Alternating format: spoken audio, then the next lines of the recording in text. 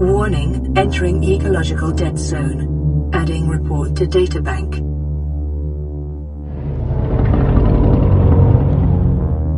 Detecting massive energy signature in the region. Cannot identify.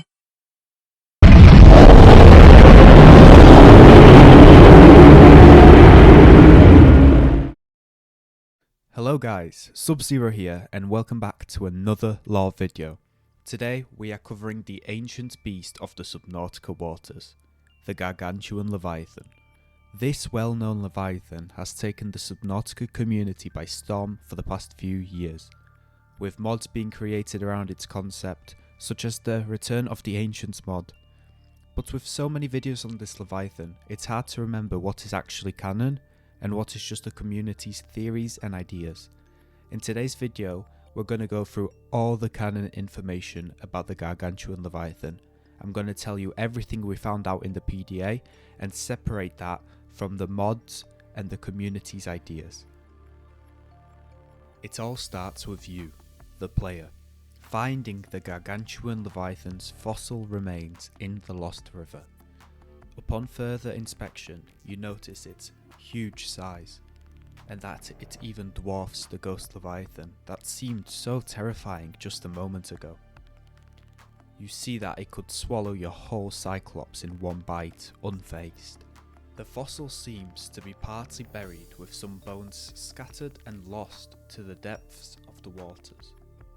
Once scanned, the PDA calls it the Gargantuan fossil.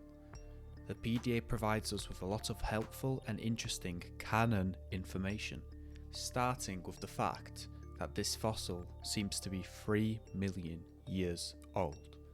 It also tells us that this is only a third of the fossil, as the rest was lost through the natural ocean currents. Therefore, the full creature is estimated to have been 1.1 to 1.3 kilometers long. Now, I hear your thoughts.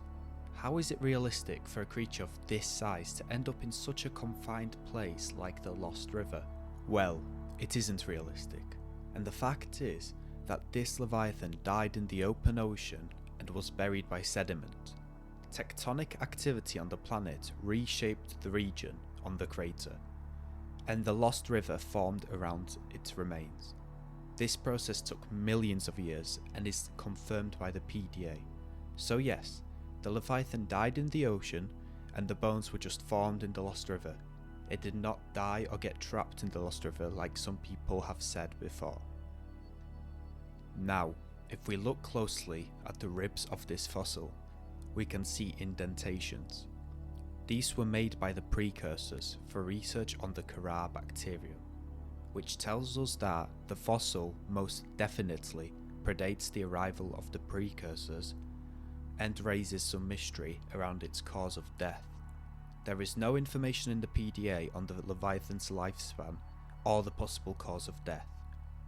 We know that it can't be due to the bacterium because the fossil was there before the precursors arrived and caused the outbreak. My honest guess is that it died due to a lack of food.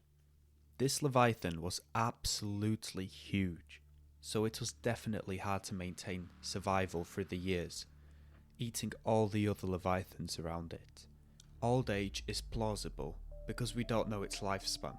Some fans theorise it might even be a juvenile, which would throw this theory out the window, but the game never confirms that it is a juvenile. Some people theorise that it can live practically forever and grow forever, like the Ghost Leviathan, and only really dies due to becoming too big to have enough food, therefore starving to death. Anyway, that's everything from the confirmed lore of the game. Now, let's dive into the world of Subnautica mods. The Gargantuan Leviathan is in the Return of the Ancients mod, and it is brilliantly made. It's inspired by the amazing art that you will have seen on the thumbnail of this video. Now, this isn't confirmed by the official game, so we don't know if the Gargantuan Leviathan was intended to look like this by Unknown Worlds themselves, but we know that the community loves this design for the most part, and it probably isn't going anywhere anytime soon. However, there is some backlash I've seen from some fans that don't enjoy the concept of the Gargantuan Leviathan. From what I've seen, the main points of criticism are that it is way too big and is kind of overhyped in a way by fans, and that a creature of this size isn't realistic. However, it is a game after all. I may agree with some points, however, that the Gargantuan Leviathan has seemed to achieve this status of being invincible. Fans in the community keep giving the Gargantuan Leviathan new powers, like supersonic roars, and I kid you not, telepathy, which I won't even get started on. Let me know in the comments your thoughts on these debates about the Gargantuan Leviathan.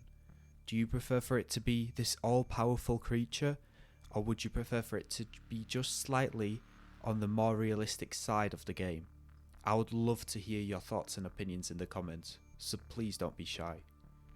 In conclusion, the Gargantuan Leviathan remains one of Subnautica's greatest mysteries. With a lot of fan theories, all we know for sure is that nothing that's alive today compares to its terrifying scale. If you want more deep dives into Subnautica's lore and species, then be sure to subscribe to keep exploring the unknown depths of 4546b with us. Thank you so much for watching. I hope you enjoyed this video and that you'll have a great day or great night. Catch you in the next one. Goodbye.